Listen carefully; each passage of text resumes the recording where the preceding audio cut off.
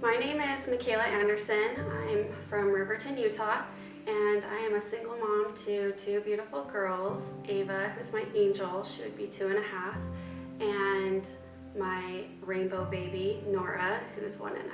So I found out that I was pregnant with Ava in the beginning of 2018. I was super excited, found out I was having a girl, and just like any new mom, I was super excited, didn't see anything to be worried about. I say it's like an innocent mind, you just don't see any bad that could happen. I was super excited, and around 20 weeks I started to be in a lot of pain. I didn't think too much of it. I just thought it was being uncomfortable because you're pregnant and that's what everyone talks about. It never crossed my mind that I was in preterm labor. On June 4th, around 3 o'clock in the morning, I woke up from being in a lot of pain, and I knew something was not right. I didn't know I was having contractions still. I just knew something was wrong and I needed to get to a hospital as fast as I could. So we got in the car, we drove to the closest hospital, and they got me in a room. The nurse told me it was okay if I went to the bathroom. I don't think anyone at the time realized that I was in labor. So she left the room to call the doctor, and I unplugged myself from the monitors and I walked to the bathroom.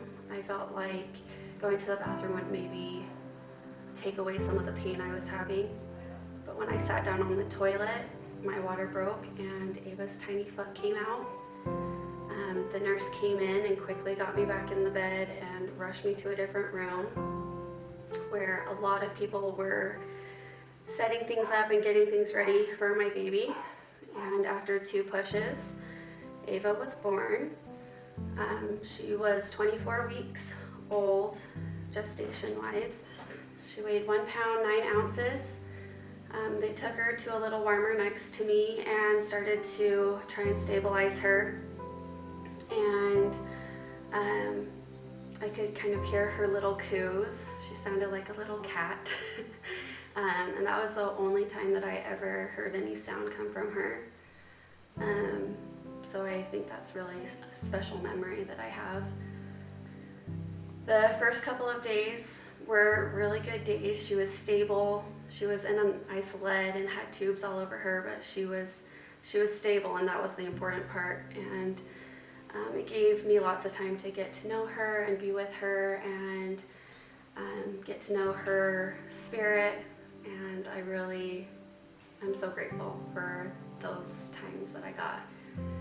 But over the course of the next 2 weeks, things started to go downhill and there were setbacks, and she was having a lot of them. She was just really sick and really little. At the end of the 2 weeks, we found out that she had a perforated bowel and she would need emergency surgery. So the neonatologist came in and she was talking to us about our options, and they weren't very good.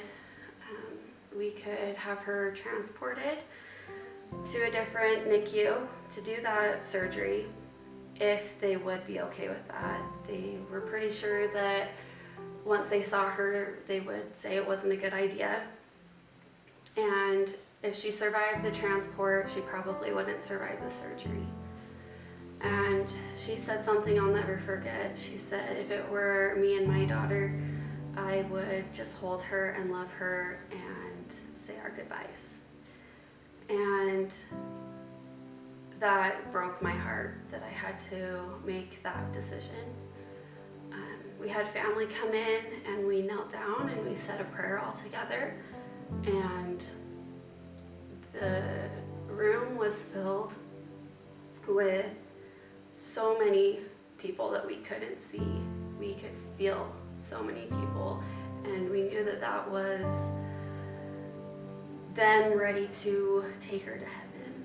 And that it was time to say our goodbyes. So the family said goodbye, and the moment that I had been waiting for 2 weeks to finally hold her, because I hadn't been able to hold her. She was too frail and too sick, and I had been longing to hold her, and I finally got to, but it was only because she was dying. So they put her on my chest, and the family all left, and they took out her tubes, and I held her until she passed away. That was the worst night of my life. The days that followed were full of grief and anger and being disappointed in my body that it wasn't able to keep her safe, and lots of other emotions. Slowly days got better, and felt like it was time to try again. And then I had a miscarriage after, it was 6 months after she was born. And the next month, I ended up getting pregnant with my rainbow baby, Nora. And she is such a joy and a blessing, and has just brought so much happiness into the home. And I'm so grateful that I get to have her and her sister forever. What helped me get through those difficult days was definitely my faith, first of all.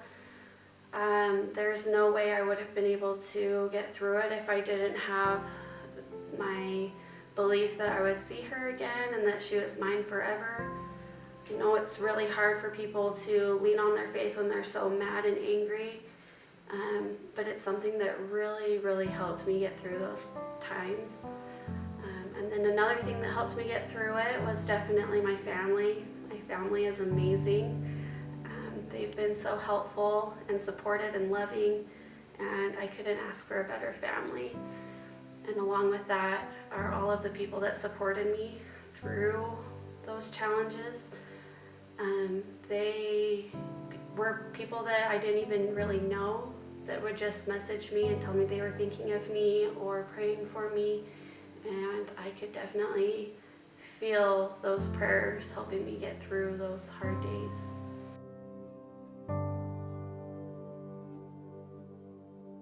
The advice that I have is just take it day by day. There are going to be some really hard days, and that's okay. It's okay to be mad and upset and angry. It's okay to cry. Those feelings are all normal, and eventually there will be a good day, and then there will be multiple good days in a row, and the bad days will start to separate and become further and further apart. And when that happens, it doesn't mean that you've moved on or forgotten about your baby. That's not how it is. You'll never forget, and you don't ever move on, you move forward.